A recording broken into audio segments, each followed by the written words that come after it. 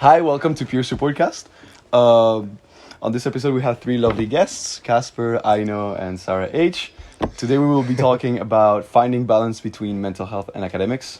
So I recommend you to make yourself cozy, maybe take a drink, take a coffee, take a tea. And if you're listening to this, or even if you're watching this on YouTube, I encourage you to, clean your room or clean your dishes if you don't want to interrupt your daily activities, and you can be productive at the same time. So welcome. Would you guys like to introduce yourselves? I would like to ask you just kind of what is your line of work and how do you guys interact with mental health on a daily basis? Cool. My name is Kasper. I was also already in the first or 0th episode. But I am the current co-chair of peer support, and if you don't know what peer support is, you should check out episode 0. Yes. So for the past 4 semesters or 2 years, I've just been trying to improve just awareness of like mental health struggles for students within the AUC student body, and yeah, those kinds of things. Okay, and I'm Aino. I'm one of the student life officers at AUC. I've worked at AUC for 4 years, and a big part of my job is to have individual meetings with students, and a lot of the meetings are about mental health, basically anything to do with kind of student life, so stress, mental health, finances, residential things. But I think mental health is definitely the most common reason why students come and talk to me. And I'm Sarah. I'm also in peer support. I was not in the 0 episode because I unfortunately fell asleep through that filming. But yeah, I'm currently peer support's treasurer, and I'm going to be co-chair next semester. And yeah, just like Kasper said, we just want to provide support to our fellow students at AUC and make mental health and academics something that's more talked about. And yeah, just let everybody know that we're here to help them through this university process, which can be so tumultuous and there's so many emotions. So yeah. Thank you. Could you please put the phone in between you and Aino? Yeah.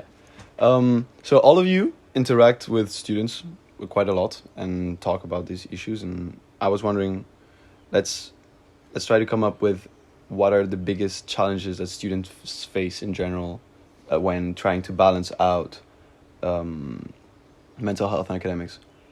So now I want to talk about your personal experiences later, but now I'm focusing on, in general, when people are seeking out for help, specifically on their focus on academics and how their mental health is affecting it. What are usually the main challenges that they're facing? Well, I think I would say that what I see in a lot of students that I talk to, it's a mixture of a lot of things. So it's often a build-up of several things. So it's the pressure from studying, from exams, classes, but it's also then in combination with often, especially if it's first-year students who've just moved out for the first time, they're living abroad maybe for the first time, they have to take care of themselves, their finances, they have all these expectations of what student life is going to be like, and maybe they don't feel like they kind of fit into that, feeling lonely or whatever it is. And I think usually it's never just about, you can never pinpoint like, okay, it's only about, these exams, for example, but it's like the build up of all the different aspects of kind of student life and what it means to be a student and what you expect student life to be like. Yeah, so I understand you can't just address the issue from the single perspective of academics itself and how like pinpoint one struggle, but and I guess that's probably true for a lot of other mental health related issues. I guess it's something that is just inherently intertwined with other aspects of your life. Yeah, I wish it was that easy that you could just pinpoint like this is the problem, just focus on that and everything will be fine. But often it is once you start talking about it, if maybe someone comes with a specific question or a specific issue, hey, I'm struggling mentally because of the pressure I feel academically, but then when you start to talk about it, often there comes other pressures as well, and then you kind of have to, in a way, address it all or kind of talk about everything to figure out, okay, what can we then do about it? I have a question specifically for you, Aino, which is, you talked about how a lot of people that come to you, sometimes they're first years that are a bit disoriented about, of course, moving out of their home country. Do you talk a lot to exchange students by any chance? Also, yeah, to some. I think less so than I think most people who come to me or my colleagues are AUC students who stay here for the entire 3 years or longer, but sometimes also exchange students. Okay, It really depends on the cohort, and I think maybe that has to do with how visible we are. We notice sometimes if we are, like, for example, part of the exchange student introduction days, then they clearly know how to find us better, and then they come to us more. So I think whether you're at AUC for the entire time or you're an exchange student, I think a lot of the problems that people deal with are still similar. So something that maybe it's important to add to each of your introductions is maybe a quick summary of how you can reach out peer support and how you can reach out the student life officers for help. So who would like to start? Do you want to go first? Peer support? Peer support. Sure. I mean, I don't know what it's gonna look like once this has been published, but we have an Instagram where you can always send us a DM. Slide into our DMs. Yes, at AUC Peer Support, and then our email is here. Peer dot. Well, peer.sup, I think. Peer dot Yeah. sup at Peer.sup. I think if you click that circle. We Yeah. have an Yeah. email. peersup.auc@gmail.com, Yeah. where you can always send us an email as well. There's a lot of information on our Instagram in general. If you click the link in our bio, there's a whole link tree with stuff. So just take a look, and there you can sign up for individual meetings. But there's also other resources that you might want to use without having to be in direct contact with someone. Yeah. And then also through the individual meetings, us as peer support can also help you reach out to the SLOs. But you can also, contact them directly as well. Yeah, so to contact me and my colleagues, you can either send an email to studentlifeofficer@auc.nl, or we have currently, and I think also next academic year, we have open hours every lunchtime between 12:30 and 1:30. I think Monday, Tuesday, Thursday, and Friday. In room 322 on the third floor. We also have a booking system where you can kind of immediately book a time slot that fits for you. I think that's through Canvas, or also the Wellbeing Team Instagram, which I think is AUC Wellbeing Team, if I'm not mistaken. But usually I think email or then just coming by during the open hours is how most people find us. Thank you. So now, would you like to share a personal experience in which you, or maybe not necessarily a personal experience, but something more specific that you struggle with as a student, something that you find challenging when trying to finding this balance between mental health and academics? And maybe, I know, you can reflect on your student days as well, or maybe how to balance mental health and work. That would be interesting as well. I can go ahead. I mean, I think it's first and foremost important to sort of stress that us as a sort of student body that's trying to do things is by no means perfect in any way, and we also don't always know how to deal with situations, and that's also perfectly fine. I think that finding that balance is still something I sort of search for, especially also being part of this board, which can also take up a lot of time. Sometimes I've just felt, especially in the past semester, that I just have no time for things that I actually like, my hobbies and just exercise and those kinds of things, even though they are so important.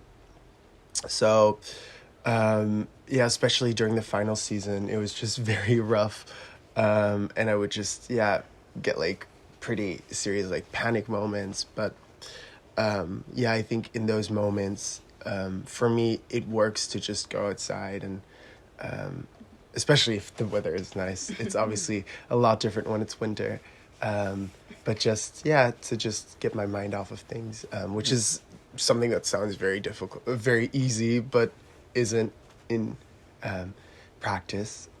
Yeah, but I think it's important to share that we are also dealing with our own things, and that's perfectly fine as well. Yeah, I agree with that. I think for me, it's not knowing when to ask for help.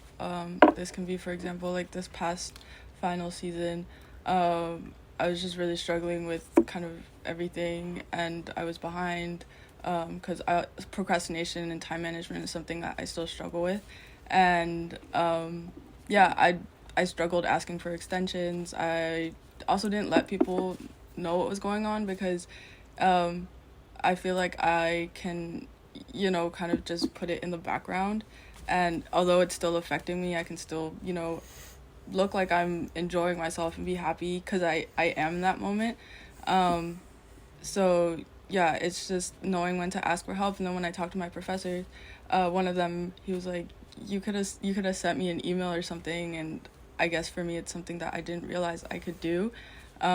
So yeah, so I agree with Kasper, like going outside really helps me. Like I really love nature, and sometimes I'll feel like I'll be in my room all day or like in the AB, and then I'll go outside and just get some air, like, you know, touch some grass or a tree, like hug a tree. I really recommend that, by the way.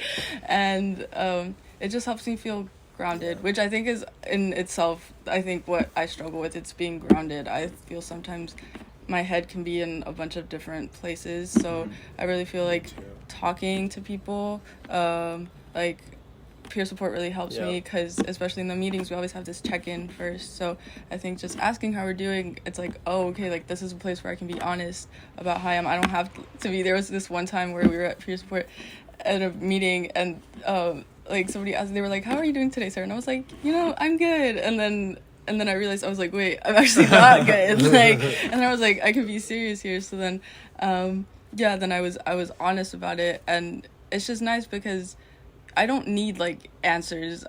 I just need somebody to like listen to me. And I think that's something that's very valuable with kind of this like well-being team, where it's people who will listen to you, and then in the long term kind of will help you figure out what you can do, without exactly giving you the answers, because that varies for everybody. Like one thing doesn't work for somebody else. But I think something you said in the beginning is also very important to note, in that that like when you're, especially like when you are in your room all day, the longer you stay there and the longer you, for instance, when you want an extension, the longer you wait, the sort of bigger the step seems to become. Yeah. In a way, so it's more in your head. It becomes a much bigger thing, and then in the end, you realize like, I didn't even realize I could send an email, even though before you probably could have been like, thought like, oh, I can do this if it's needed. But in that moment,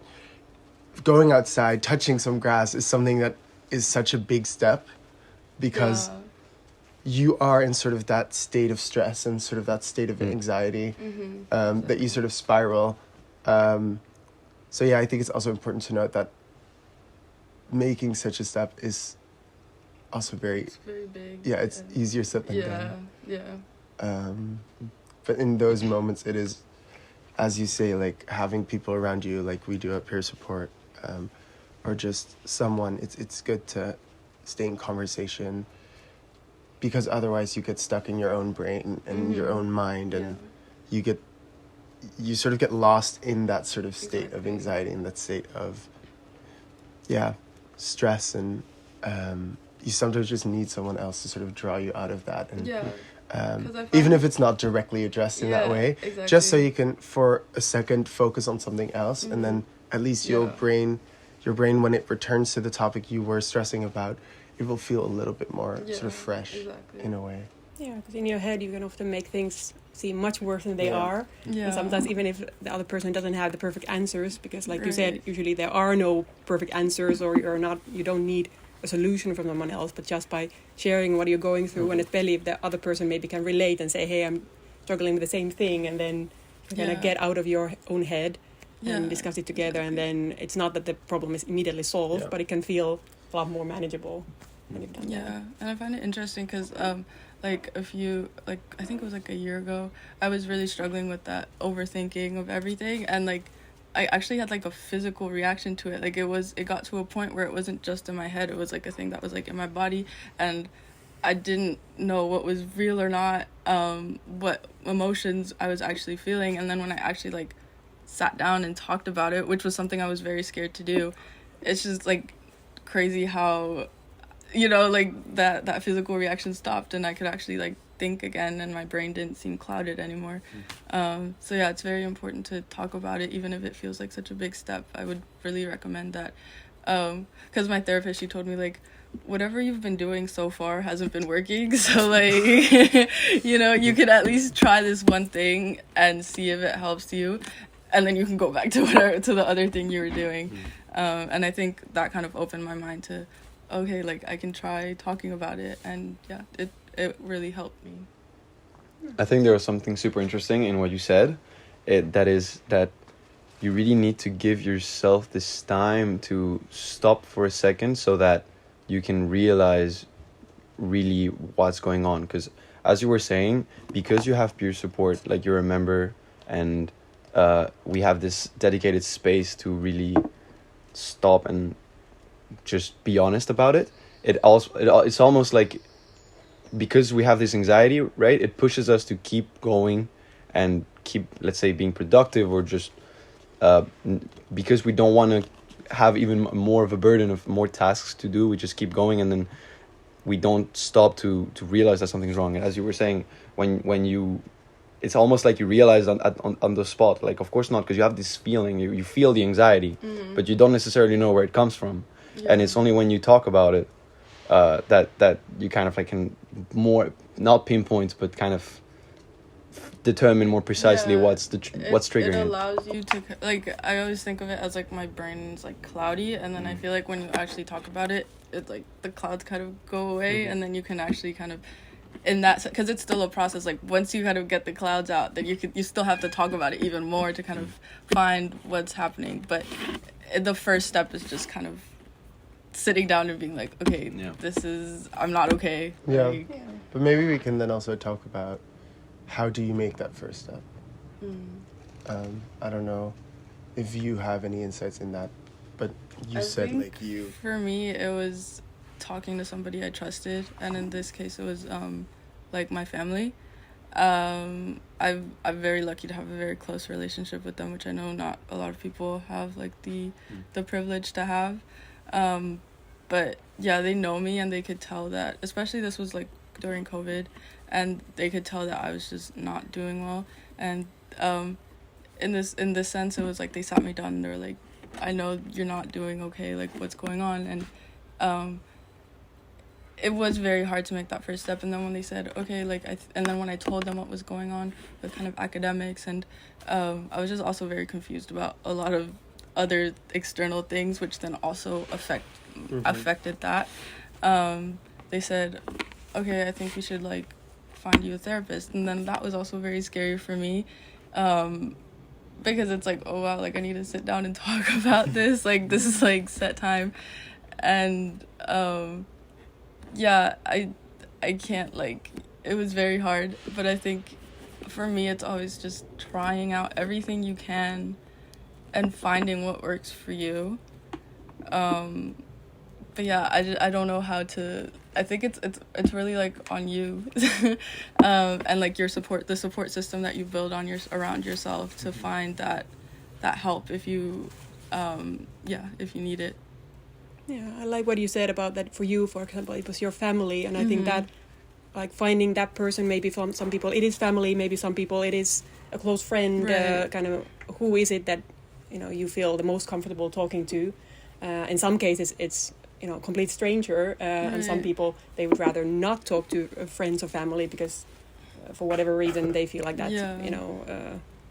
Is that going to change how the people right. view you? Or in some cases then it's maybe easier to come to someone like me or my colleague, exactly. So the peer support or the tutor, kind of figuring out, okay, it's always a scary step to take, no matter who you talk to, but like who is that would be kind of the easiest option, and then going with that, and then seeing if it is a friend, for example, then talking first to them, and then once you've taken that step, maybe it's then easier if you need further help then together with that friend, for example, to reach out for the next person. What comes a lot in those discussions is the notion of burden, and how people feel like they don't have the right to put that burden on someone else, like their own problems. So that's on their friends, but also on their teachers. We were talking about asking for an extension. We feel like we're not deserving of that extension, and that we're kind of gonna maybe be seen differently by the teacher. Well, but that applies to like any other situations. So it's important also to kind of recognize that a lot of people are there for you in a way. It's just, particularly people that work in the area, like peer support or the student life officers. Like it's our job. But what advice would you guys give for people to kind of break free from this feeling of being a burden? I think I hear that a lot from people. Like sometimes students come to me and they say like, I'm so sorry for putting that on you, and that's what I exactly say. Like, this is my job in a way, and like you are not responsible for like my feelings. It's up to me to deal with that. But you need help, so it's okay to be in a way selfish and just focus on what do you need in this moment. And I know that's, I think, harder with friends or family, because then you do still feel like, well, if I tell you this and it makes you feel bad, then I feel kind of responsible. But in those cases, then if that is the thing that's keeping you from getting help, then come to someone like me, like peer support, someone professional, so that then that they wouldn't be in that position if they were not able to deal with that kind of emotional load. And in a way, I think a lot of people then say, oh, but I don't want my family or friends to know. I don't want them to worry about me. But then I often ask, like, well, what if your friend or your, let's say, sibling was struggling? Like, would you say that they shouldn't come to you? And usually people say, of course, I would want to be there to support you, support them. Like, why would that not apply the other way around? Like, your friends and family probably really want to be there for you. Yeah, I wanted to say a similar thing. Even though in those moments I can very much relate to that feeling. I've had it for a long time, still do. But yeah, when you're thinking about this notion of like talking to people and providing support, I think it's a good sort of thing to do. Is like, what if the roles were reversed? How would I feel in that moment? Would I want this person to come to me? And if you feel like you have that connection to someone where you feel like, yes, I want to be there for them, it's probably going to be from both sides. It's probably going to be reciprocal. So if you feel secure in that, I think then you can, but you can still have that feeling, obviously. But maybe that is sort of a thing that can work for people. Yeah, definitely. Even though that feeling might still be present and it might still be uncomfortable, it might push you just a little bit to sort of reassess. Yeah. And probably if you decide to talk to a friend or to family, you might realize that when you start talking to them, they actually are much more like open and willing to help you, right? Or the opposite, but then you can always disengage in a way.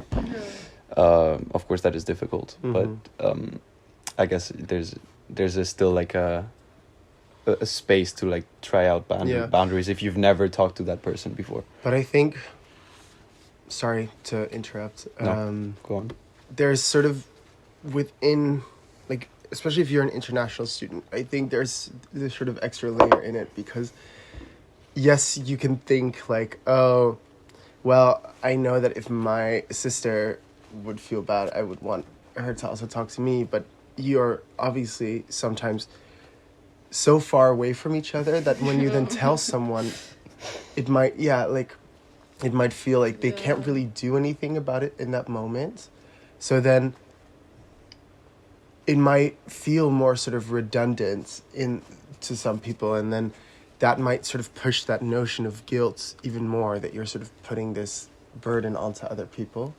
So I don't know if you have any insights on how that sort of interaction can work when you're sort of far away from home. Yeah, no, that's definitely what I've seen in a lot of students, because a lot of students here are international students, and it's easy to say, like, well, I'm sure your family would want to be there for you and talk to them, but then people come from different cultures. In some places, like, mental health is really not discussed, and it's that's an extra hurdle. Then if it's never been discussed among your family and it's not a typical thing to do, then for you to be the one to kind of open that conversation can be even harder.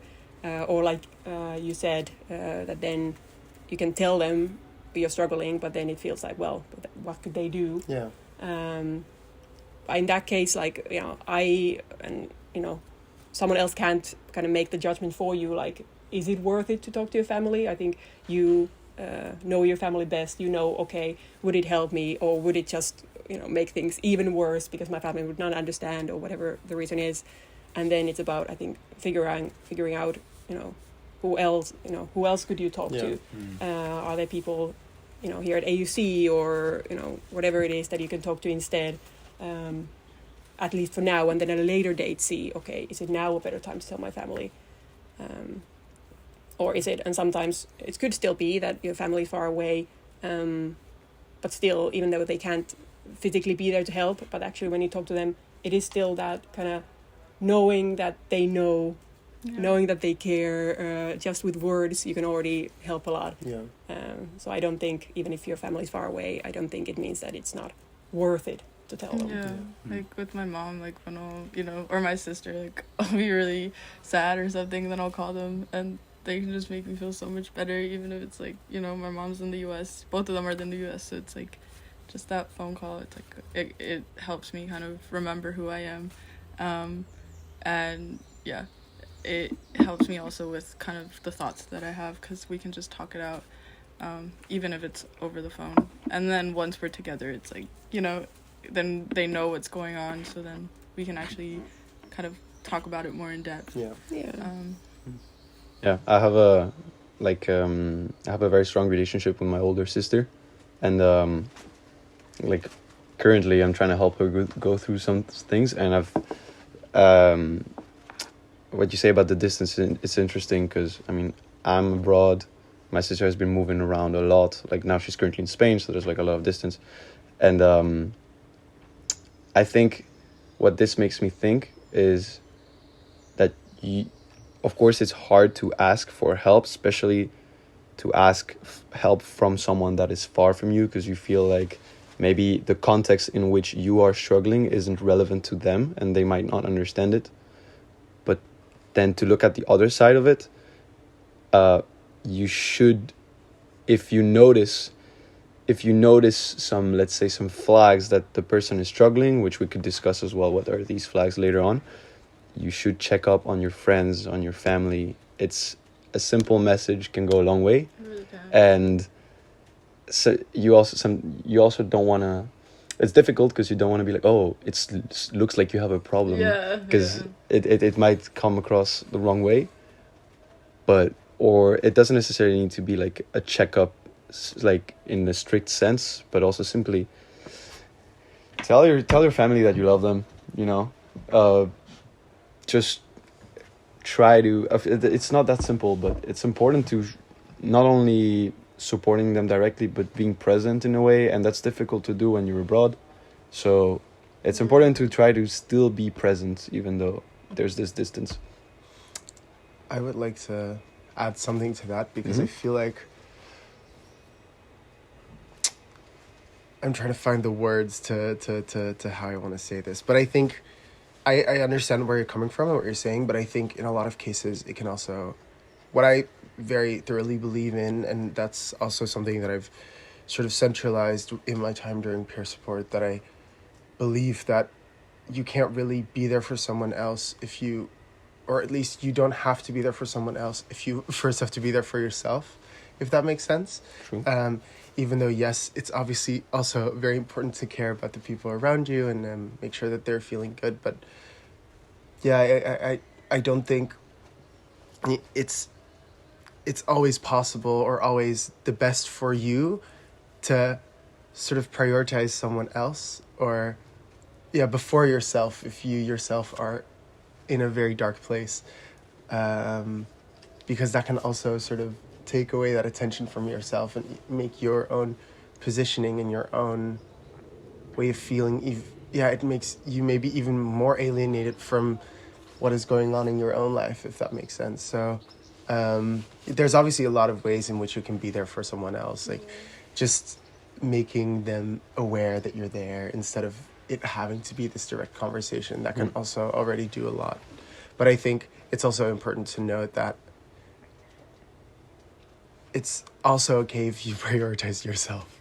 Yeah, definitely. Sometimes. And I think also adding to that, it's like, for me, like, yeah, like prioritizing yourself, and then, but then, you know, once you've kind of done that and you're on your like healing journey in a way, I think talking and reaching out to people is also very beneficial to yourself, like being that person for somebody else. That's one of the reasons why I wanted to join peer support, because I realized that, like, even if I'm not like 100% okay, which like I don't think anybody is, I think having that, being able to provide that support that you also needed, could be something very beautiful.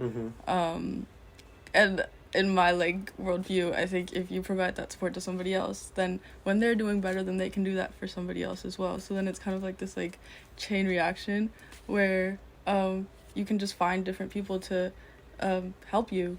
Yeah, More and I think cycle. yeah, and often like when you help someone else, that also makes you feel good. So you're doing it for the other person, but actually it can also like in a way be good for you as well. And but like you said, I think it's a balancing act. Like sometimes if you are really not in a good place, like of course your priority should be yourself. And then if you have the kind of time and energy, then you're in a better place to help someone else.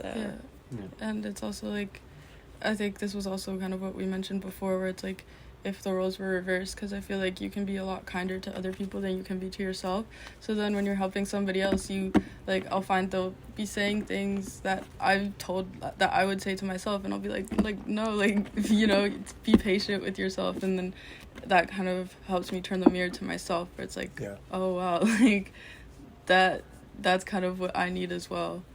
So Talking about being kind to yourself, I would like to redirect the conversation from, because we've been putting a lot of emphasis on how to seek for help and the ways in which you can interact with other people and how this interaction works. But what about like on an individual level? What are the things that you can do to kind of give yourself the time and space, and also the care to address your own issues, and maybe specifically related to academics? What are the things that you can implement in your life to help like managing those two things? So maybe that's comes from like time management techniques, or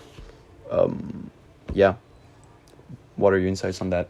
There's in peer support, I know Sarah, one of our co-chairs, talks a lot about meditation and slowing down for a bit, like that being with yourself, like sitting to kind of give yourself the time to assess your own emotions.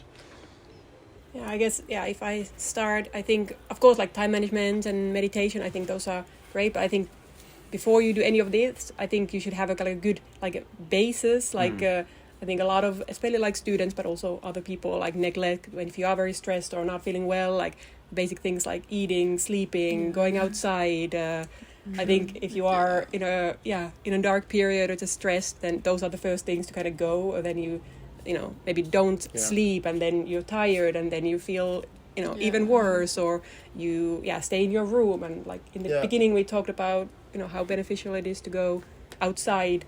I think that's often the kind of the basic things to try and get in order, to try and get some nutritious meals into you, make sure that I know as a student it's not always possible to try and get good amount of sleep in, have a kind of good sleeping ritual, stay hydrated, like go outside, your little flask, massive water bottle, those things, like going outside, making time also for friends, not isolating yourself, and I think those things can already they're not gonna fix everything, especially if you are struggling with like a bigger mental health problems, but I think they can make you feel more stable, and overall a little bit better, and then you can start thinking about, okay, how do I now kind of manage this? Is it to do time management? I also do like kind of mindfulness meditation. I know it's not for everyone.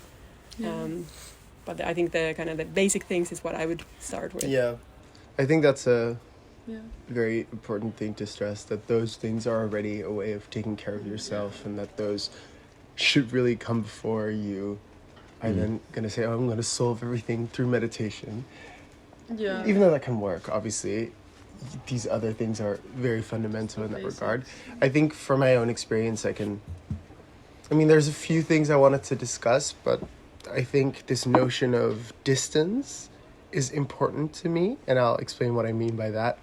I think what I have very much experienced is, and that I can obviously not really generalize this to every single student, but just speaking from my own experience, what I have experienced very often, especially when it's these more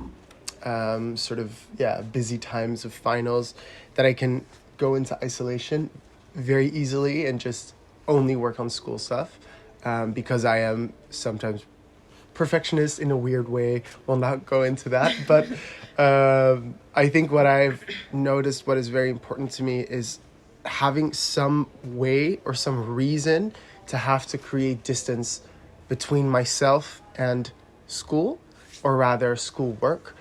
And what I mean by that is, I noticed during sort of midterms this last semester that I didn't have any reason to sort of really leave my house, and I would just be studying, and I wouldn't really get that much done, even though I would spend the whole day in my house.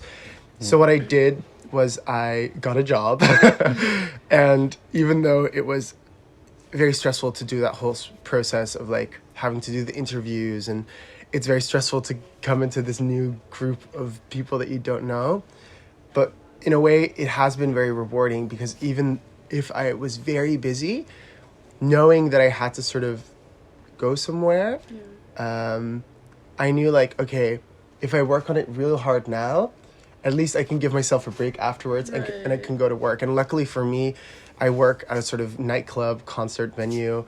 I have a lot of fun when I go to work. So that's also some sort of reward. And because it's pretty far from the dorms, I create a mental distance, but also a physical distance from this location. And the sort of emotions I sometimes associate with being here. And that has been something that has been very valuable to me, even though it's been also stressful. I think when we're talking about this balance between mental health and academics, I think that's something that's really been very rewarding in that regard. No, I noticed the same, like especially during like COVID, when you guys students were studying at home, but we staff were also working from home, and I think it's so easy to kind of feel like you're always working, and I think that's the kind of normal mindset for a lot of students. It's really difficult to like switch off and feel like, okay, your free time is your free time, but you always have that notion like, I should be studying for this, so I should be doing this, and instead like trying to create some kind of like kind of timetable for yourself, or kind of seeing studying almost as like a 9-to-5 job, that you can give yourself certain times that, okay, this is my study time. If possible, to like get out of your room, to go to the AB or the library or somewhere, study there, and then once you're done, like as if you were in an office, you can kind of close your laptop, you can leave, you can come home, and then your home is your space. And I know it's not always easy. Like, of course, you sometimes study in your room, but to try and have some kind of like a routine, so that then it's not always this kind of vague, I should be studying, but. And I want to add on that, like, we live in Amsterdam. Like, it's such a cool city, and there's so many opportunities, like, so many parks, and, like, right now, you can go swimming, and I think you also have to realize that, like, there's a person for, like, there's a person, how do I say it, like, outside of your studying. Like, you're not just, like, academics, and to kind of take that distance thing to the extreme, like I took a whole gap semester, so I literally like detached myself and went back home, because during that time I felt I needed that space, because my family, like, we haven't always had the opportunities to get like to go study somewhere, and I think these 3 years are like a time where you can find your niche, and you can like you can just learn. And I think that's like that's a very beautiful thing to like remember, because sometimes like when you're during finals and you're writing essays and stuff, it's like, why am I doing this for? And I think you kind of have to turn back and be like, oh, I'm doing this for like myself. And yeah, also there's like the jobs and, you know, your futures. But I think if you like look at it, it's like I was at UVA the other day, and like I decided to stay for another year, and I was just looking at all the books that they have there, and I was like, wow, like this is all like at my disposal, you know, like I can learn so much here. And my family are always like, yeah, like you won't have another opportunity like this where you can just study and learn what you want. So I think as well as that distance, it's also learning that studying can also be like a beautiful thing, because you can just learn so many things and just further that. So I think with that balance, it's also the issue is that within our contemporary world, that whole framework has just been removed, or at least obscured in a way, because everything is always about quick, time. You need to do this now, and then you need to gain these experiences so you can earn this much amount of money, and then boom. It's just a very like that's, at least in my worldview, the world has just been like built in a way where it's just whatever you do, it will never be enough. And that's what you say, like you need to realize that at some point it is enough, and that you are the person who decides what is enough for yourself. Exactly. And that's a very, very difficult thing to realize and to have to deal with, but I think it's a very important thing. And like I realized this, like it took me a while to, because when I first got here, it was COVID, and I was so excited to come here too, and then when I like went back home, I was like, wow, like I realized I wasn't enjoying it at all. And I think it kind of became skewed with what you said, like that kind of view where it's like you just deadlines and you kind of like, right, like it took me a while to get to that conclusion as well. And yeah, it's a very hard thing to do, to kind of realize, oh, it's, you know, this is so much, like there's so much more than just deadlines and all that. Because I think it's like my parents always say, like, this is what they tell me, they're like, we don't need you to get like good grades in a way, like it's more of what you gain. Like you can get a grade and it's not very reflective of like what you've gained in that course. Like for them and for me, it's more what I can take from it than like, because I think sometimes like it can be like a good grade can be together with that kind of like how much you've gained and how much knowledge you've learned. But I feel like at other times there's just so many circumstances around you that won't allow you to do that. So I think it's also, just I think for me it's more important to kind of enjoy what I'm learning and to see how much I can use that to kind of help others and put my mark on like the world. I think that's a very beautiful way of looking at it, and I know it's not always easy if you have like mandatory courses, or we have like a lot of exams and assignments. It's not always easy to remember like why you're doing it, what you're getting from it apart from that grade. But if you can try to find, okay, you know, what is it that motivates you? What are you passionate about or interested in? How can you use this information that you're learning now in your future? And what I also think is important is just like you said, that we live in Amsterdam, and there's so much to do, and like student life, like it shouldn't be just about studying. Like of course that is a big part, and that's what you spend a lot of time in. But then, like trying to find also time for the other things, even during the busy times, to meet friends and to make those memories that in 10 years time you're gonna look back. You're not gonna remember like oh, I got an A for that course, and oh, I did amazing. But I think you're more probably gonna think back to be like, oh, that was a fun night with my friends. Oh, that was a fun trip. Oh, what fun we had doing that. Kind of trying to also create those memories. But at the same time, that being said, not creating too much pressure on yourself to have this perfect university. Exactly. Because that's also the other thing that you think, oh, when I come to university, I'm going to do this, and this. Yeah, and then it's not, and then you're sad. No, so also being, in a way, like enjoying stuff, but not also expecting every day to be Yeah. the best day ever. Yeah. There was one more thing I wanted to sort of address Go on. within this. It's a bit of a skew towards a different side of this. I don't know if we, time-wise, We're good. can do it. Okay. I think because we've been talking about this notion of a balance between studies and mental health, and we've mostly been talking just about like studies as sort of a concept and abstract thing, like, oh, this, you just have to do a lot, blah, blah, blah. But I think what is also important to stress is that what you're learning can also be something that's a lot to deal with.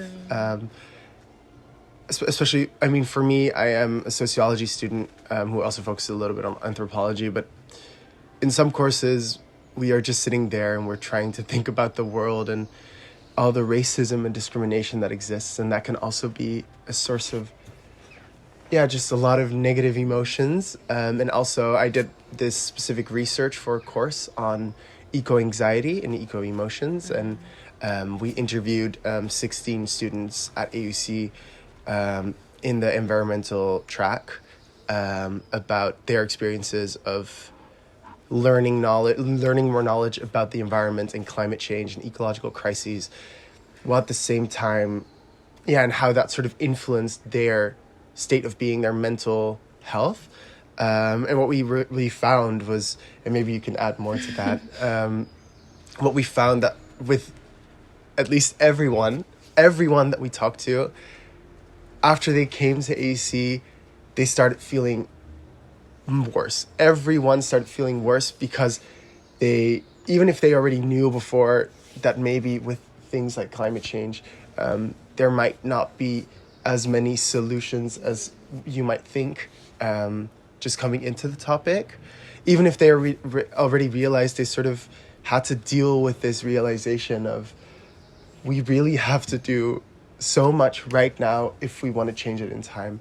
And I think what we also, maybe a conversation should be had, I don't know if it's right here, but also on what is the sort of role of the university within those things. Like, what can the university provide to, if they know, well, these students are learning things that are just a lot to handle, how can that sort of interaction with the person that is studying the things rather than just the brain, how do we deal with that, and how can there be sort of support provided that is more sort of catered towards that than just in general? That's sort of the questions that we try to sort of tackle in that study. Anyways, maybe Sarah, you as someone who also studies have more insights. Yeah, like I'm doing the earth sciences track and like environmental side, so it can be very, like you said, like I agree. Like I would take some courses and I'd be like, wow, like it's like, wow, there's so much we have to do. And then I took a course this semester and we were all like, this seems too happy. Like, there are too many solutions because we already have that.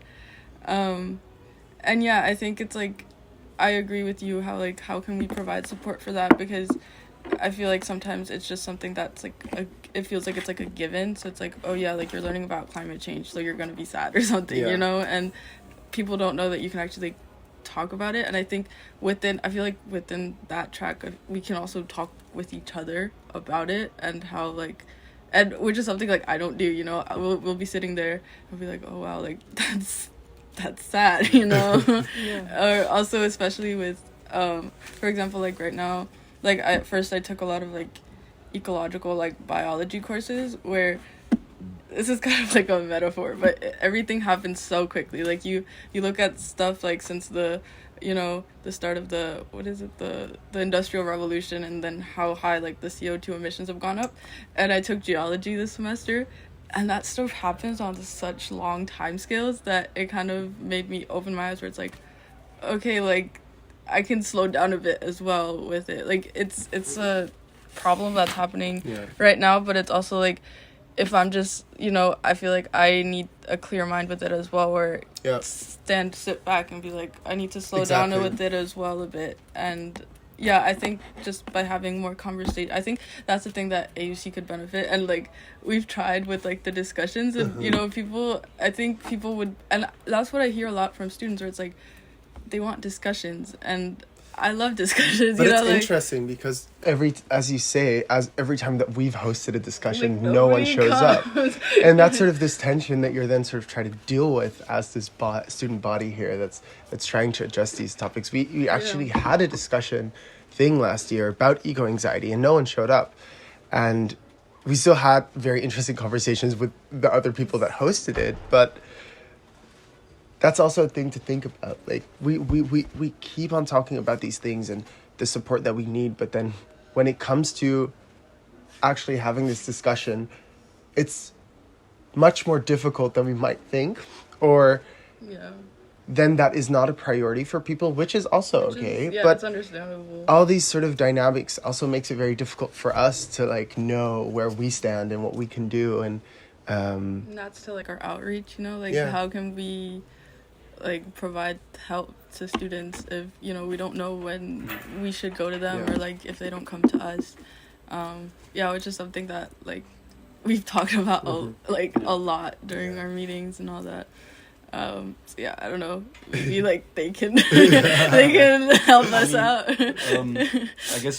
I guess this podcast is also a different attempt because we're going to talk a lot about eco-anxiety in another episode about where we're going to talk about anxiety regarding the future, particularly in the context of our generation and all the issues that we deal with, and climate change being one of the biggest. So hopefully it's hard to have people come to you or like come to the discussions.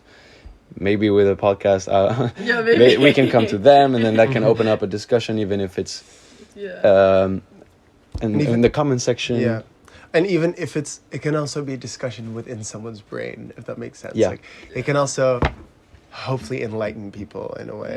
I don't even know. Like it can be. It doesn't need to be like something.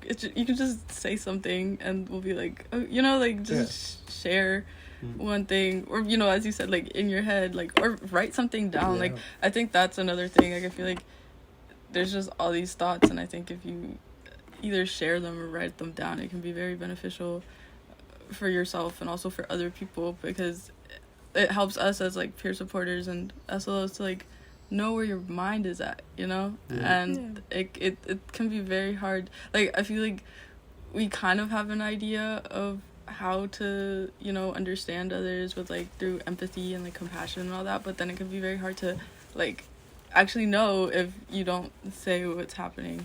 So something to think about, I guess. Like I guess if with the YouTube thing, like you could just write something in the comments. Like I think that like it's just very interesting for us to know like what's going on in your mind. Like anything. And whether it's about eco-anxiety or stress about academics or whatever it is, I think sometimes, you know, you're in different stages, and sometimes you are ready and you want to talk to someone about it, and other times maybe you get more support from listening to a podcast or just you not talking, but that's hearing from other people that they're dealing with similar things, and already that can kind of give you some kind of, you know, indirect support, just knowing that other people are maybe having the exact same thoughts that you are, hearing how they're dealing with it, and maybe getting some ideas of, okay, maybe I can deal with it. Because it's something we also like struggle with as well. And I also think as well with like the peer support aspect, is also important to note that I feel like it can, like the stuff you talk about has like more, like most of it's like, you know, negative connotations like mental health and stuff, but I feel like positive things can also be like discussed. Like, you know, if you have like a happy thing or something good happen to you, like we want to know that as well, because that also builds that community where it's like, you know, we're all kind of going through this kind of university thing and things happen to us, and you know, like I think it's also important to know that you can also share the good things. Like it doesn't always have to be something that you're struggling with. Definitely. Yeah, and it's also, I think, good for your mental health to also focus on the good things as well, and you know what is going well, because I think a lot of the times we have the tendency to focus only on the negative things. Oh, I'm failing at this, this is not going well, and then to take the moment, okay, but I am good at this, so I'm managing this, or kind of appreciate even the tiny things that are going well. Right. Yeah. Rewarding yourself also for when you make progress and things, even if you've then not maybe are not successful at it, even if you come Yeah. like you see that you're developing in something and you're Right. learning. I think that's also something where you can find a lot of power Yeah. Like, Yeah. and a lot of I saw this confidence, or thing. at least, yeah. Yeah, I saw this thing where it was like this, like this is like, it was like a 90-year-old who's like skateboarding, and they started learning when they were like 60, you know, and it's like that's 30, you know, like you if you start somewhere, you can, like, you know, as you said, like the developing Yeah. aspect, and this person was like so cool, like they were doing all these like tricks and stuff, and it's like they started when they were 60, you know, like that's It's never too late. yeah, exactly. It's important to recognize that, like, we often feel the pressure of like, oh, these people are doing all these things, especially like, maybe as students we're like, oh, I'm already in my 20s, and Yeah. there's people out there that they already have had like 3 jobs, and Right. you know, they're making this Yeah. much, or like they have their life figured out. Oh my god, this person's getting married, you know, and Yeah. I'm like, I haven't kissed anyone in my life. There's all these things that Yeah. we like, we're constantly comparing each other, but Right. we exist within our own time frame, Exactly. you know, and we Exactly. there's like, as you were showing with that person, you know, you can learn something late, and And it's like excel at it, you know, like Excel be at it, amazing yeah. at it, and it's like 30 years, you know, like you have to start somewhere, I guess, Yeah. is what we're trying to say. Yeah, and I think if you always compare yourself to other people, like, you will always find someone who's Exactly. better than you. Right. Like, you know, even if you're the second, you know, richest person in the world, You're like, always you can gonna- still compare yourself and be like, well, there's someone who's, you know, even richer than I am. So in a Yeah. way, but I think we still all do it. Of course, we compare Yeah. ourselves, but I think sometimes it's good to kind of be aware of, okay, this is maybe not helpful for me, especially when the comparison is always, you know, negative. We always see ourselves in Yeah. a, you know, worse light. We usually don't compare ourselves and be like, well, I have it better than this person. Yeah. But then instead trying to Yeah. focus on, okay, have I grown from where I was a year Exactly. ago, even if I'm not where I want to be, but have I made steps? So maybe channeling that urge to compare to yourself and saying, I'm going to Yeah. compare myself to my previous self and Yeah. see Yeah. what am I progressing in, and that's Yeah. where you can find that strength. yeah, I think we put a lot of emphasis on, like, not only the people around us but also the people we follow on social media. There's like stars and influencers that are younger and younger, and you're like, how? Or you Yeah. see, I don't know, football players as well. Yeah. They're just at the top of their career or in their field, and you're older than them.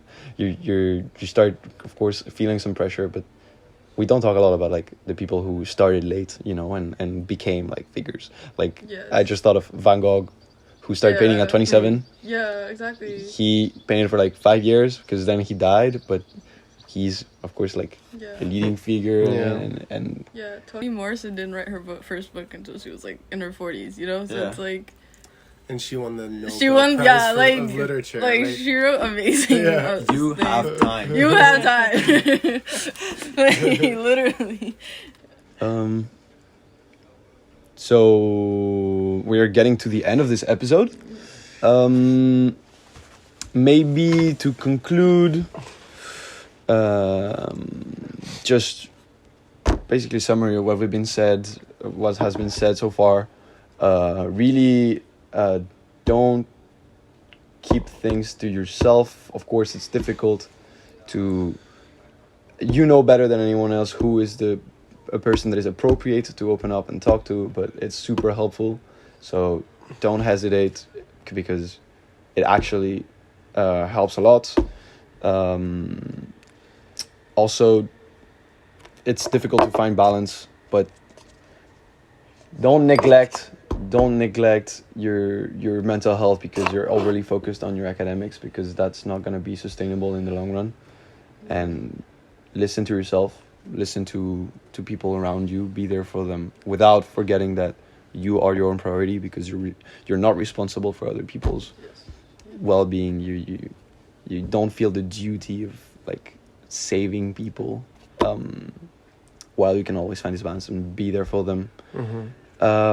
Give yourself the time and space Yeah. for whatever. Just just relax. Yeah, Which sounds very if stupid, but if you need to like take a gap semester, if you need an extra semester, an extra year, like, you know, as we like, everybody's on their own time, and you don't need to like fit into this like mold of like the program that AUC has made, because in the end it's like you have to cater it to what you need. So yeah, it's like within your own time, and there's nothing wrong with that as well. Like, you just have to feel what you think you need, and you will see that, you know, you will know when you make the right choice, you know, like you will know how it feels. So yeah.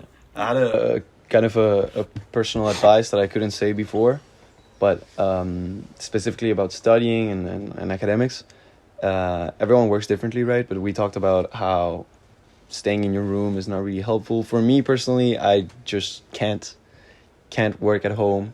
Also, I want to say that it's fine if you feel like there's all these people that will tell you that you have to be productive in the morning, but if you personally feel like you excel in the night and that works for you, then do it. You know, you don't have to. Yeah, as like, if it works for you, it works for you. Don't let anyone else tell you what to do. And what works for me personally, because I can't study at home, is, that's gonna sound very cliche, but romanticize your life in the sense that make it fun. Make it fun to study. Make it cute. Make it cute. Go Make to it the cute. library. What exactly? Go to the library. Go to a coffee place that you like. Go to tables outdoors, like a picnic table, whatever. If you like to take the sun in while you study, because that really helps you. First of all, because it's very intentional, right? When you step out of your house to do something, you have this thing where you know that once you get there, it's for a reason. So you're more likely to actually commit to the decision that you took, and it's also just makes the moment more enjoyable as well, because it's not all about academics in the end. Well, thank you for listening. This was the end of the episode. Thank you to all my guest speakers. You guys were amazing. You shared super interesting insights. Thank you for inviting. It was lovely. It was lovely to have you here today. Yeah. And we'll see you in the next episode. Bye.